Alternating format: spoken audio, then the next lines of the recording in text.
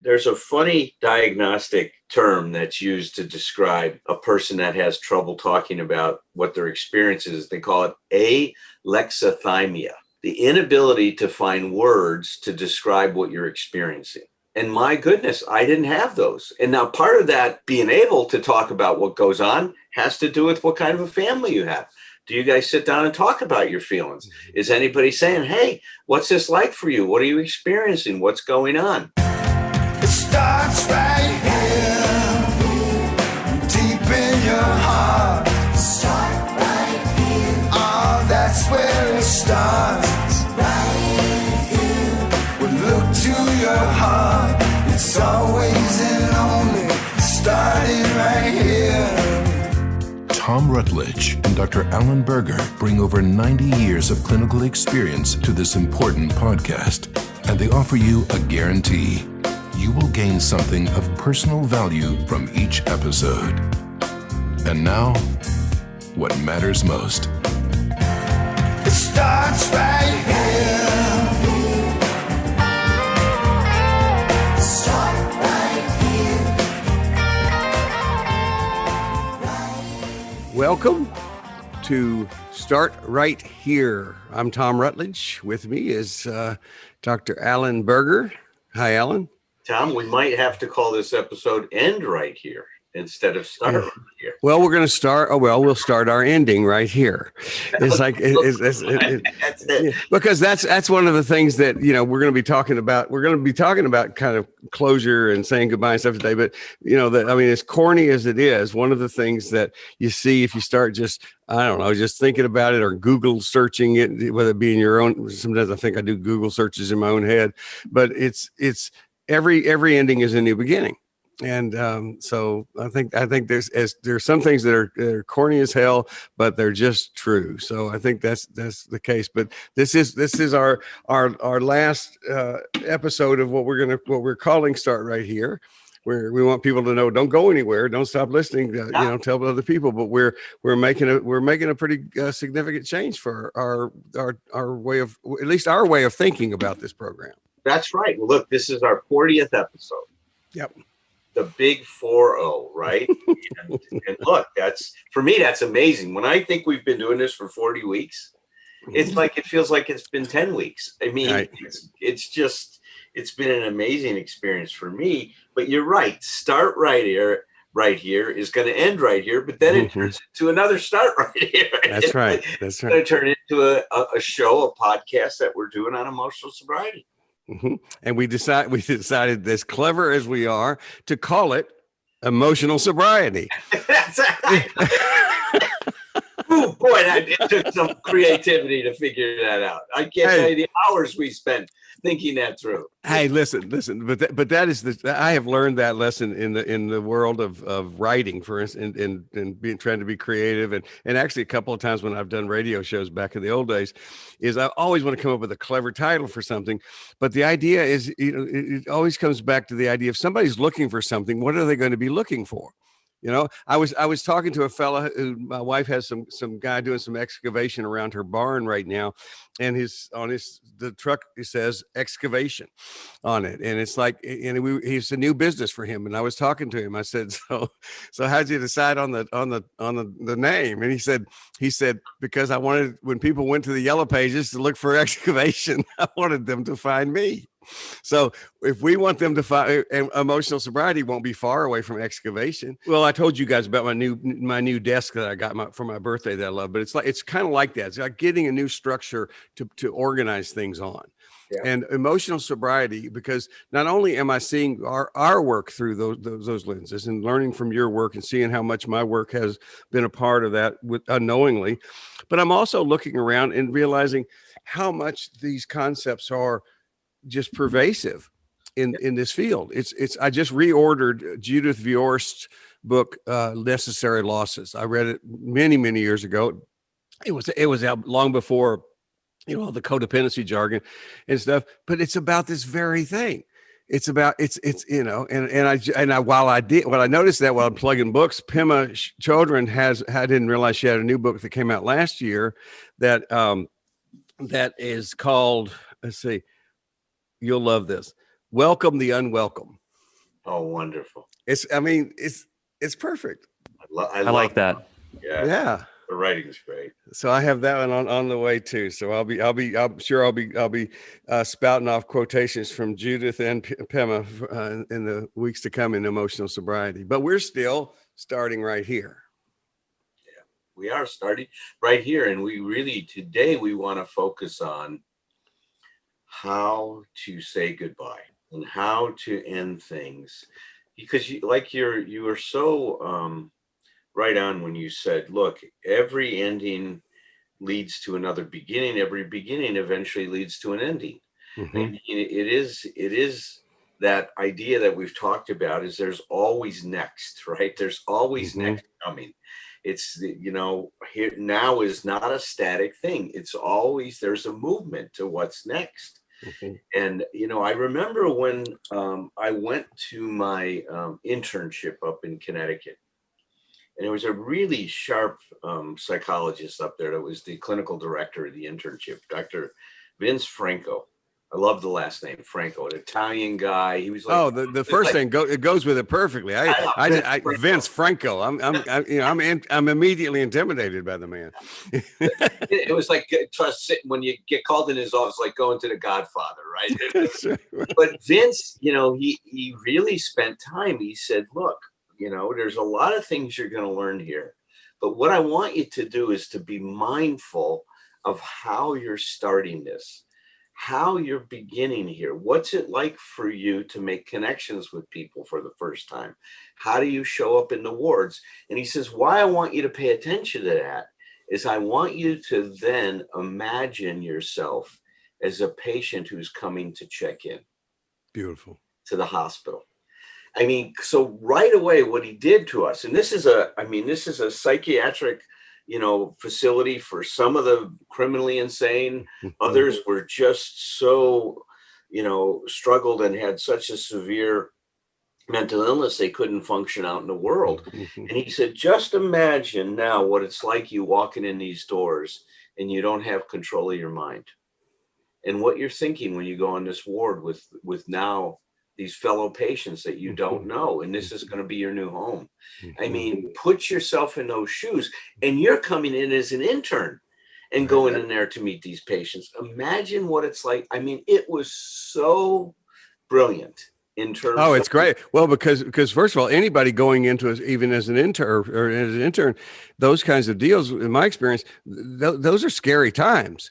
I mean, I'm nervous about the new people I'm going to meet. I'm nervous about if I've not worked with this population, especially when you start to work and I work, like we share that in common, where I did some work in a state hospital, for the criminally insane for a while. It's like, all the assumptions you go in, you're scared to death, but it's like, that's beautiful that he took it to that next step and say, okay, well, the patients coming in here also know what this place is. it really is true, this beginning and the anxiety that someone has. And I was so appreciative of how he tried to help us develop empathy for these clients that we hadn't even met yet. I mean, it really was a great intervention. But here's the other thing they did, which I thought was brilliant. So I was there for a full year. I mean, I settled in there and I really got to know people and the people I worked with well. About 2 months before the end of that rotation, we went to supervision. He says, okay, now it's about ending. He says, I want you to announce that you're going to be leaving in 2 months. And from this point on, I want you to pay attention to everything that's going to happen between you and your clients is about how they deal with things coming to an end. And pay attention to what they're doing. Are they able to, first of all, talk about it with you? Talk about what it means? Do they avoid it like it's not going to happen? Pay attention to how they, and then he said, now pay attention to how you're dealing with it. What's it like for you to talk about that it's coming to an end, that you're, and so we started to, really pay attention to the ripples that are created when you're coming up to an ending in your life and when you're going to close one chapter of your life. And it was fascinating. I mean, I had a few moments with these people that were quote unquote psychotic. I don't like to use these labels, but they weren't in touch with the reality. I mean, this one patient, I'll never forget him. He pulled me over to the side once. He says, "Dr. Berger, come here." He says, "I'm going to tell you a secret that not many people know." He got my attention. I go, "I love secrets, right? Tell me what this one is." He goes, "No one's ever discharged from here." And I go, "What do you mean by that?" He says, "This is a secret now. What they do is they take them upstairs to a special room." I go, "So when they're discharged, they take them?" He goes, "Yes." "What happens in that room?" He says, "Well, they saw them in pieces." Wow. I go, "Wow, they saw them in pieces. And how did you get this? How did you learn about it?" He says, "I hear them screaming at night." I mean, this poor soul. That's hard. How tortured is this guy? And so now he's torn. Part of this is what I thought what he was saying. Now this may have been a real leap in terms of interpretation. He says, "I don't like things coming to the end because a part of me dies." See, I was interpreting that as this was in his world, his way of trying to talk to me about the ending that was coming up between us. And in some way saying there's going to be a part of me that dies when this thing comes to an end between us. Because we developed a real close relationship. I mean, obviously, if he's sharing things like this with me. And so I started to talk to him about that. And it was very fascinating. I started saying to him, when you talked about that thing about, the people being taken up and that and they stay up there. What is staying up there? Is like, what are you hearing? He goes, "Well, I think it's their souls that are screaming to me." And so I was saying to him, so their souls are still very present here at this place, even though they leave. There's still, it's almost like no matter in what way we leave something, we leave some part of us behind, don't we? Good for you. So we started, it was, I swear to God, I had such a good supervisor. I mean, the guy wrote several books about working with people that were very disturbed, right? And he really had a sense of how everything's communicated through a metaphor, right? Because they don't have that ability to use the language and communicate direct. It was a remarkable experience, but it brought home that idea about that there is a part of us that no matter what ending happens, that person's still with us. Let's say we say goodbye, like to my father. He's still very much a part of my life. His spirit is ever present in my life. Right. We've talked about that in terms of grief. One of my favorite things to remember is that that people die, but relationships don't, and our connection doesn't to do that. And what I love about, one of the cool things, all you had a great supervisor, but you also were beginning to get a grip of, kind of get a hint of your own intuition about having these conversations. But it's like, one of the cool things I think about this, and this may be a little aside from the topic, but it doesn't matter whether we nail somebody else's metaphor. It's like, I don't know, there's no answer in the back of the book. That's like having a hunch about somebody else's dream. It's like you may go, but the idea is you do know what you're doing is you're tracking the connection in the conversation about this, and that's what matters.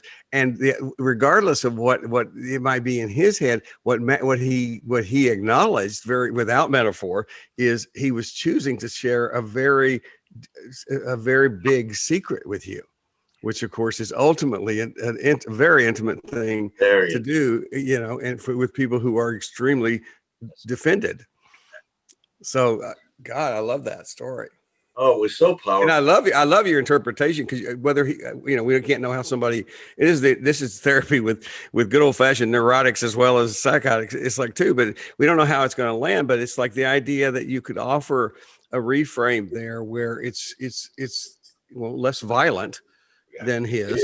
You did. No, you give him another way of looking at it, and you also, of course, are responding to him in a way that takes him seriously, but is you're not reacting to, oh my God, or trying to shut him down. No, that's not happening. You're just going with him, And Yeah. it's like, you're, this is what I would think of as like, we can't control others, but we influence others. Actually, we do that for a living. It's like, so you're influencing him, or you're giving him an opportunity to be influenced. And most of all, you were respecting him. Yes. I love that. Alan, I thought I'd ask, what could you tell us about your experience with saying goodbye when you don't get the soft landing? Because, I've had meltdowns over breakups and things like that, kind of abrupt events. And with your father passing, that's the most abrupt event. Mhm. And so a lot of your saying goodbye had to be observed, after the point at which, others have the luxury of doing it, or they've got the 2-month countdown or whatever. So, I mean, I bet there's a lot you could illuminate about that to us. Well, it's very interesting when I look at my family. I mean, my father's death was inevitable. I mean, there was no question that even after going to Mexico and getting what was called Laetrile treatment at that time, where they were extracting something out of avocado pits and injecting it in patients. I mean, there was really no hope to cure his myeloma at that point. And what I'm so aware of now when I think back, I wasn't at that time, but we weren't talking about that. There was this impending death, fast approaching us, which was obvious if you looked at this man who, when the cancer started, he was about 195 pounds and was a weightlifter, and he was in great shape. And near the end, he was lucky if he tipped the scales at 90 pounds. I mean, the cancer took that much from him, right? So it was obvious what I was seeing, right? And what was happening in the family. No one was talking about this. No one. The whole topic wasn't approached. So the day he died, which was the day after Christmas in 1963, there was a lot of crying on my mom's part, but no one was talking about it. It was so interesting. And so for me, nobody asked me about it. I always look back at this, and it's so outstanding. Conspicuous is the word I was looking for. It was so conspicuous to me now when I look back that not one adult in my universe came to me and said, "What's going on? What's this like for you? What are you experiencing?" I mean, it was like no one was talking about any of this incredible experience. So, of course, I didn't talk about it with anyone. I was just, following suit in terms of the family. They were all playing clubs, and I was going to play a club. I mean, that seemed like the thing to do if we're playing a card game. It was all about clubs at that point in time. Now, later on, and so that was in 63. So in 71, I start my recovery. 8 years later is when I opened the door to that grief. And my God, did I have a lot to say and feel about what went on. Yeah. I mean, that was stuffed. And I did a pretty remarkable job at stuffing it. I mean, you could not see the stuffing sticking out of the box that I stuck this stuff in. I stuffed it in well. I nailed that box shut. I mean, it was like nothing was going to come out, except all of my behavior was saying something's wrong in my life. There's something not right. I can't function well. I can't function without drinking. I can't function without getting high. I'm not interested in life anymore. I wasn't interested in school. I mean, I believe that I really suffered from a depression that I could not talk about and identify at that particular point in time. I didn't even have the awareness or the words to describe that. There's a funny diagnostic term that's used to describe a person that has trouble talking about what their experience is. They call it alexithymia.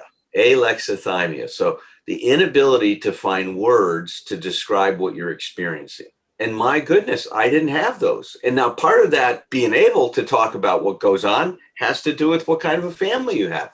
Do you guys sit down and talk about your feelings? Is anybody saying, "Hey, what's this like for you? What are you experiencing? What's going on?"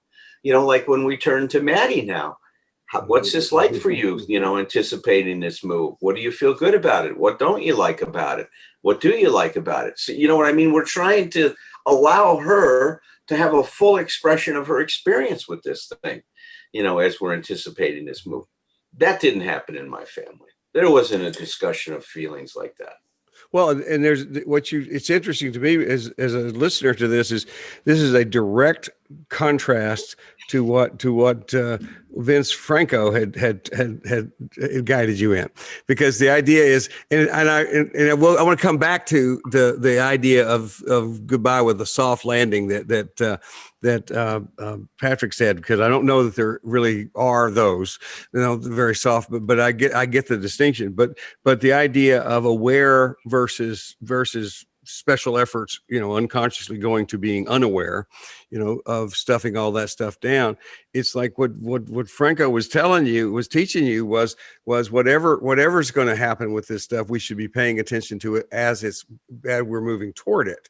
And what you're saying is you had none of that, zero, had the experience, had all the same, you have all the grief, whatever that happens to be.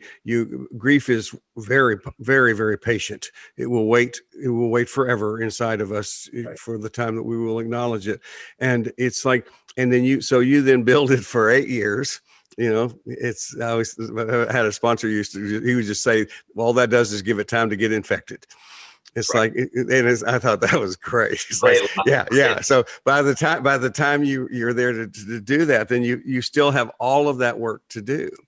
But the idea, what if there is such a thing as a soft landing, it is a softer landing if in that particular case, if somebody had just, even if it was awkward or inadequate or whatever, to just let's talk with everybody. Let's talk with each other about how we're feeling as we go along. And you had none of that. No. And that is the opposite of a soft landing. Yes, that's right. Mm-hmm. That's right. And alcohol and drugs comes in there and says, I can help. Yeah. And they can for a while. And they did. I mean, and I look back and, the other thing I was going to say with this is that for a lot of reasons, I can see that I wasn't ready to deal with any of that at that point in time. I mean, there wasn't the necessary support in my family if I would have opened that up. I mean, I think I would have fallen into an even greater depression if I started to talk about that.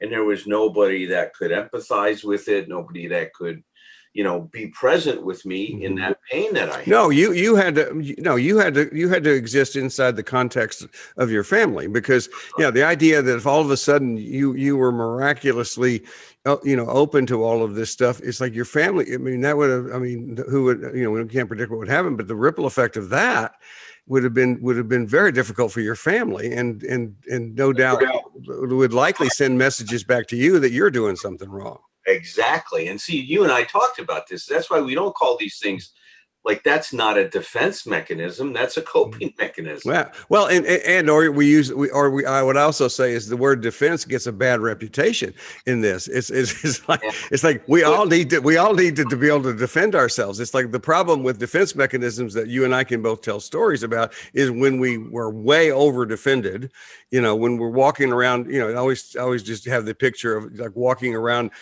everyday life in a suit of armor, clinking around. That's kind of how we were back, before we started looking at all this stuff. But it's like, no, and especially that young person, that's when you're talking to that inner child, you say, way to go. Right. Congratulations, buddy.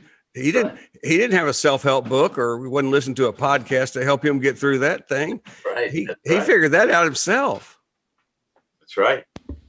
It seems to me that with grief, it's a bill that comes due at some point. I mean, there's no way to avoid. Right. I mean, is it possible to just stuff your grief for a lifetime and never have to experience, what you've experienced? I think what we could say, Patrick, is not only possible, but a lot of people do it. I mean, unfortunately. And then what happens is that you become less alive, right? You lose something. I love this one line from The Prophet by Khalil Gibran, and he's talking about love and what happens if you don't open up yourself to some of the pain that comes when you love someone. How do you know you're in love if somebody can't hurt you, right? There's no love in that. And he talks about that a lot of people run away from that kind of a thing, right? Mm-hmm. But he says, if you open it, love will be, not only will crown you, but will crucify you. I mean, Mm-hmm. I just love that. But then he goes on to say, but if in your fear you would seek only love's peace and love's pleasure, then it is better for that you cover your nakedness and pass out of love's threshing floor into the seasonless world where you shall laugh, but not all of your laughter. And you will weep, but not all of your tears. Mm-hmm. And you will love, but not with all of your heart.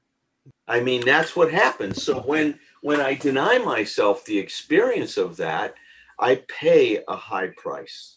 Well, what I tell people is that, we can't filter, there is no such thing as a filter for certain kinds of feelings. If you're going to filter your feelings, you're filtering all your feelings. And that's beautifully stated in that poetry. It's, yeah. And I think I learned this through, I had pets as a kid, but I was never an animal person. But then I married Ellie Mae Clampett, basically. Younger people may not know who I'm talking about, but that means a woman who comes with critters, lots of critters. And as a result, I became what I call a secondary animal person, which is like my wife herself is part of all animal kingdom. She is just part of them, and she's part of the herd, part of the flock, part of the pride, but I'm as close as you can get without having been born that way. And I went through the short version of this is, when you do that, you lose, you experience a lot of grief because you lose these animals. And for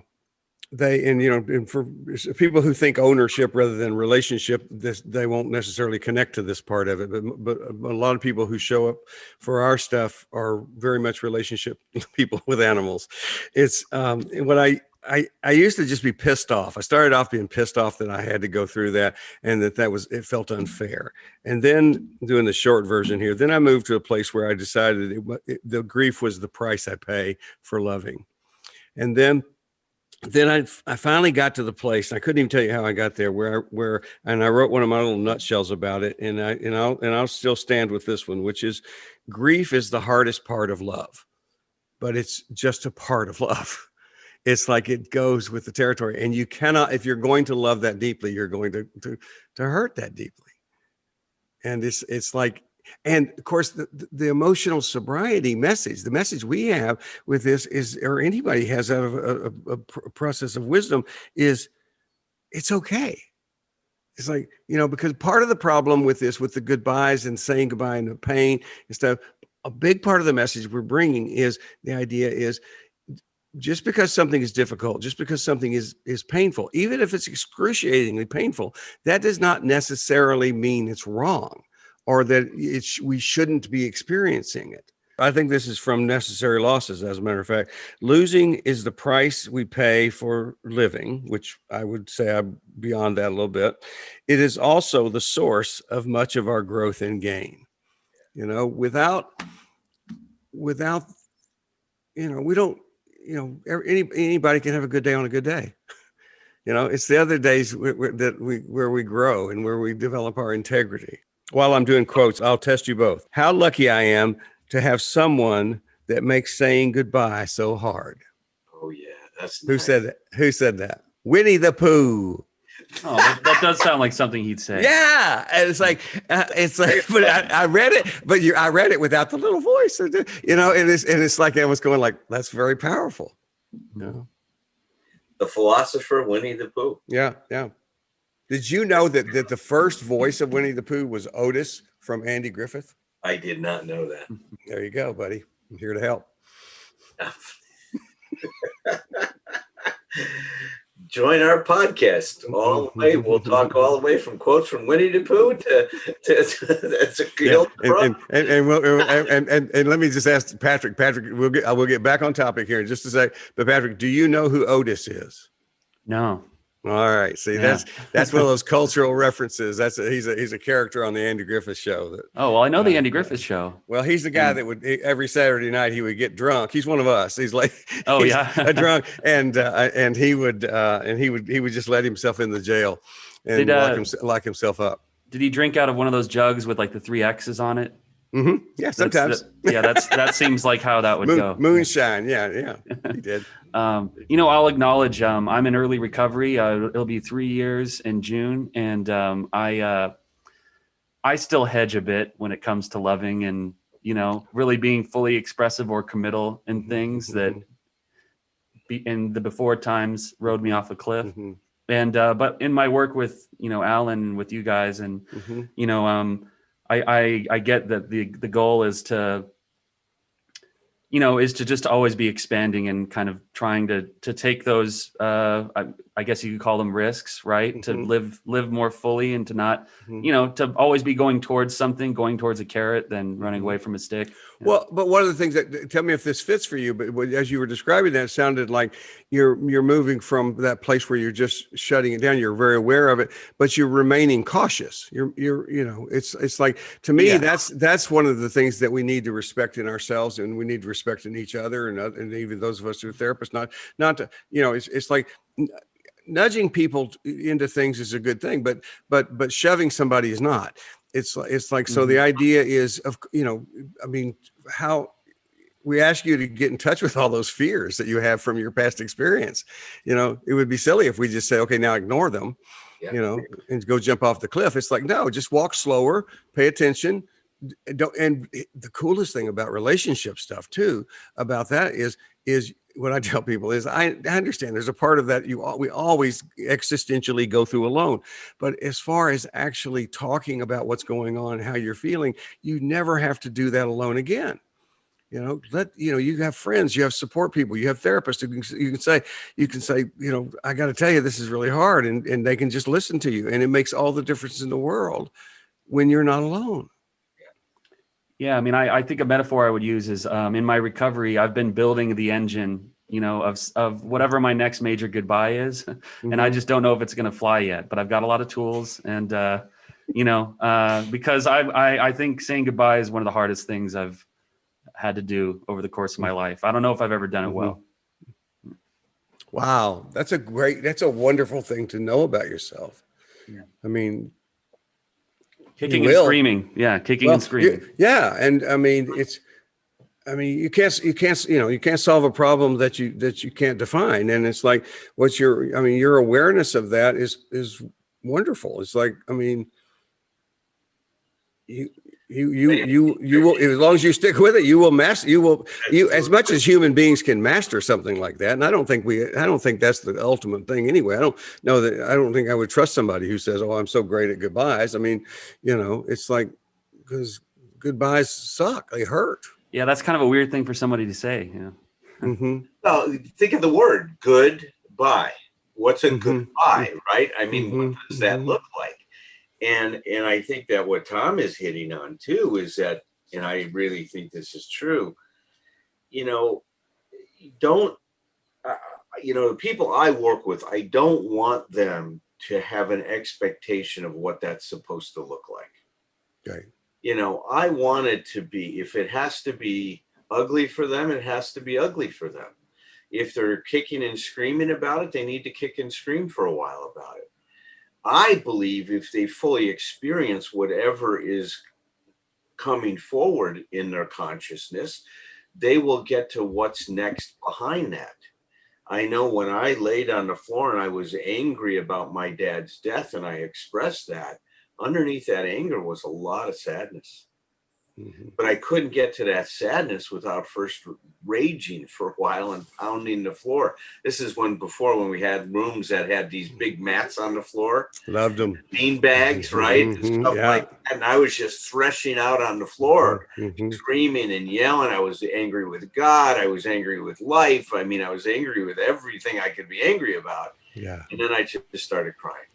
Well, and isn't that your experience too, Ellen, that when we open ourselves to this stuff that has been stored up, it's emotions are layered. They line up. It's like so often I think about going through that stuff myself, but I think about facilitating people through. People will be angry, and then all of a sudden just the deep hurt takes over. And then, and then, somewhere in there, people just start laughing from the bottom of their belly because there's just some joy that's in there. But you just open that up. And it's like I was saying, you can't filter some emotions and not others. But what we also do is, Patrick, in terms of, I don't know if this fits for you, but that makes me think about when I was younger, and I like with the insight I have looking back at myself in earlier times with relationships is I was definitely the classic. I'm gonna piss you off and upset you first, so that you don't reject me.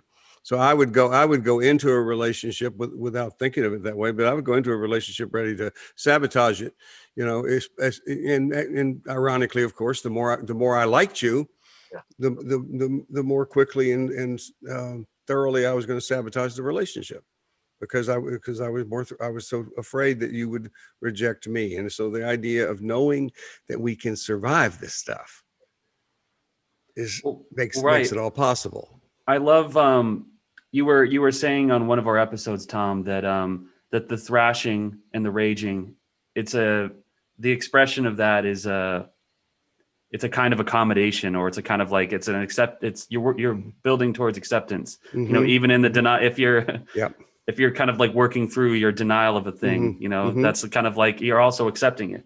Paradoxically. Right. Sometimes people who are wiser just kind of stay out of our way when we're doing that.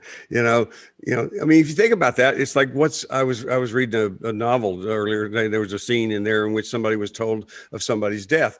The next line was, "Please tell me that's not true." Okay. I mean, it's denial. It comes immediately. It's totally normal.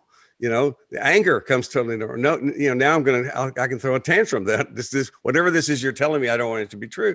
And if we don't, as a control freak, I had to learn to not jump in there and immediately try to intervene and just stand back and let people go through that process. And it's amazing. We'll take ourselves through it if we're in a safe place.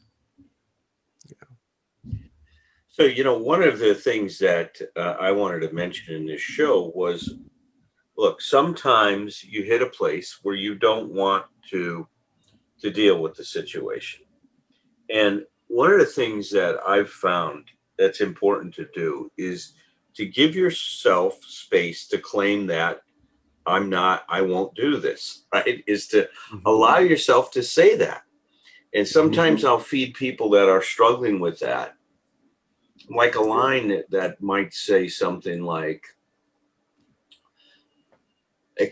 I won't accept this loss because what it means to me if I accept it is, and to look at the meaning that we're giving these experiences.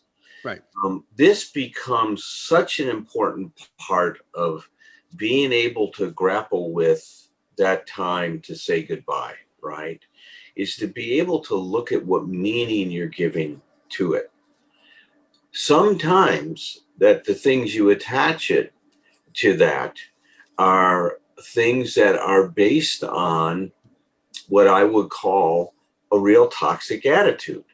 Like, if I say goodbye to you, then I'm never going to feel that support that I got from you before. Mm-hmm. Well, that is not true. You can still connect to that, because once that's internalized into a person, we talk about what we call unhealthy introjects, ideas that are toxic and that make it hard to live life. But one of the reasons why I think therapy works is because with your therapist, you start to develop a healthy introject. Mm-hmm. Here is someone who's caring for you, loving you, and, guiding you and bringing meaning to your life. And now you bring that person into your heart too. Well, so it's new possibilities. What you always are talking about, new possibilities. And see, with that it becomes new possibilities, just like Tom is saying. And so if we really pay attention, anybody that's really meant a lot to us is still with us. Tom and I talk about this population of selves that exist in every person. We're not just one self. We're not a singular self. Everybody that's touched my life and is a part of me, is inside somewhere. I've got this great, I love this one Japanese artist who paints a very, very famous Japanese samurai warrior. I'm blocking the Japanese warrior's name right now. It'll come to me, or maybe you can look it up, Patrick, as I'm saying this. But one of the things he did, he's got this Japanese warrior, and he's in this pose, and in his, what are those, kimonos or whatever they're called, the garb he has, he's got all these pictures of these different people that were a part of this man's life. And it is such a wonderful visual of what you and I talk about all the time. There's his great grandmother in the picture, his grandfather, his harsh father, you can see in there, a child in there. I mean, it's like it is the collage of his life. Yeah, we are collections. Absolutely. We are collections. We are. It's like, and the thing you're saying before that was where we just, and it goes back to what Patrick was asking about, which is it just reminds me of how important, one of the most important things we learn in doing this business of helping is staying out of people's way and guiding them into places where they have previously been too afraid to go. And I mean, it's a cognitive technique. It's not original to me, but it's my way of talking about it. I wrote about it in Embracing Fear. I called it going down the ladder. So if somebody says, if I say goodbye to you, then I'll never have your wisdom again. What I'm talking to people about is let's not, and I'm trying to do myself, is let's not prematurely reassure. I'm talking about fear in this book, and we're talking about reassurance. I would say reassurance is to fear, as food is to hunger. So you really want to get the best, the most, you use the word this a lot too, the most nourishing reassurance you can. And to do that, you go deeper. So you say, okay, so you go down the ladder, and it's amazing how it's just a couple of rungs down. It's like, so if saying goodbye means you'll never have the wisdom, then what happens? Well, then I usually it's going to be a big one. It's going to be, then I'm completely lost again, as I always have been. Okay, well, don't do it there. You go, if you're completely lost, what happens? My life is hopeless. And it's like, one of the things we can do then at that point is say, no, we validate. No wonder you're this afraid, because you're afraid that everything that gives you hope is getting ready to fall apart. That's what you're afraid of. It's like, and now we can come back in with reassurance to say, let's talk about how, the stuff we've worked on is going to stay with you. Let's talk about what are some of the things you're going to remember that I said. It's kind of a Socratic investigation. Yeah. And it's like, but it's about, yeah, it's to me, I've always just thought it's about, I have to be sure I'm practicing my own codependency recovery, not to jump in and rescue people prematurely and let them, go, okay, well, let's walk down there and see how, but it's amazing how just a couple of rungs down the ladder we're at hopelessness. We're, I lost count of how many people were living on the street in a cardboard box, how many people had to commit suicide. And once you can see that what has been unconscious to us is now conscious. Now we can begin to change our decisions. We can go, oh, wait a minute. Or then we can suggest, no, that actually doesn't have to mean the end of wisdom. It's like, and then we can even like you say, Alan, we can tell, at this age, I quote therapists that I've had that are long dead on a regular basis, that I don't have a better approach than they did with me. So I just deliver the message directly. Yeah. This is especially our couples therapist who basically taught me how to grow up. I will just say, this is what Mary Elizabeth told me. That's right. Yeah. I remember you quote her a lot. So I remember I looked up the Samurai Warrior. Okay. I couldn't find it. Yeah. Miyamoto Musashi. He's probably the most painted samurai warrior ever, and he's a collection. Yeah, He's he's got this kimono on from this one artist who painted him that is just amazing. But look, and this is what happens is that as we process our grief and as we, integrate it, right, as it becomes something that we digest and we grow from it and we take in and make it a part of us, right? Mm-hmm. Then it's something that inspires us. It contributes to who we are. You see, this is the problem, is when we don't grieve, then that part of us never gets assimilated into our whole being. So it stays separate from us. And now we're fragmented. Now we cannot access that part. It's like all those years I could not tap into the part of me that was so connected to my father and how my father was connected to me. And that's all through my whole life. It's been an incredible inspiration once I was able to start to do the grieving process. So that's the other part of this, Patrick, that you go to, is that at the end of it, if you really, really open yourself up to this grief, you become more of what you can be, not less. And I think that's what people are so afraid of, that if I feel this loss, it's going to take away from my life. And what I know to be true, and I think I'm speaking for Tom as well, is the opposite happens. Amen. You become more of who you are, not less of. It's not a subtraction. It turns out, even though it feels like it is, it's a loss, right? A loss is seems like it would have a minus sign on it, right? And it is that. There's no question there's a loss. But if that loss is processed, completely processed, then it becomes a plus, not a loss. Well, exactly. It's a change. It's, you go back to what, my little quote where I say, people die, relationships don't. After appropriate pause, I also add to that, when somebody dies, it changes your relationship drastically. It's very different. And there are, and it's like, but it is still just a change. In a way, one of the things that we have the advantage of today, as we're talking about our podcast, is that we get to have something that I think is kind of rare. We're actually consciously going through a rapid reincarnation experience. We're changing now.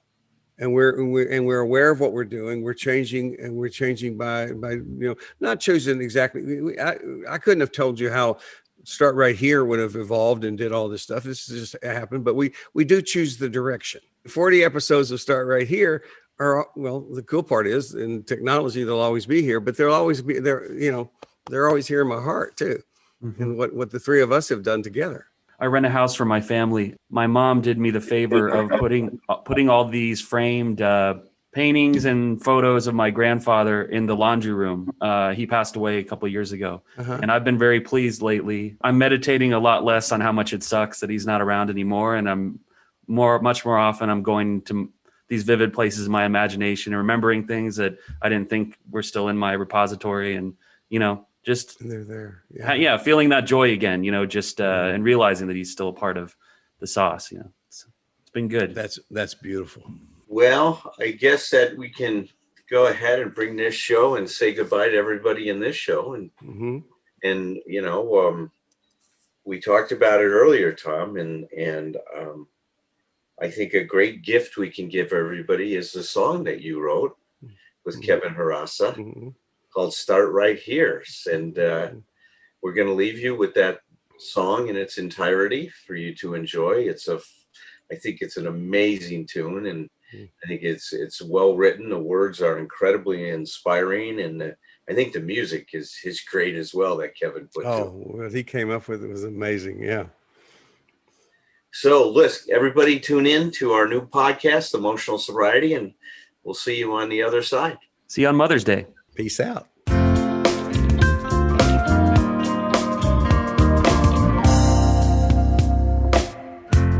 Whatever the question, whatever the fear, whatever the challenge, always start right here. You're the explorer, it's a brand new frontier. The very best plans are telling you starts right here. Look deep inside where you store the fear, and just remember, it starts right here, deep in your heart. Start right here. Oh, that's where it starts. Right here. Well, look to your heart. It's always and only starting right here. Right here. Oh, deep in your heart. Start right here. That's where you start. Right here. Won't you look to your heart? It's always and only starting right here. It's a spiral, not a circle. Goes round, round, round. Look for solutions, be your own friend. Never say never in either direction. Look in the mirror, and trust the reflection.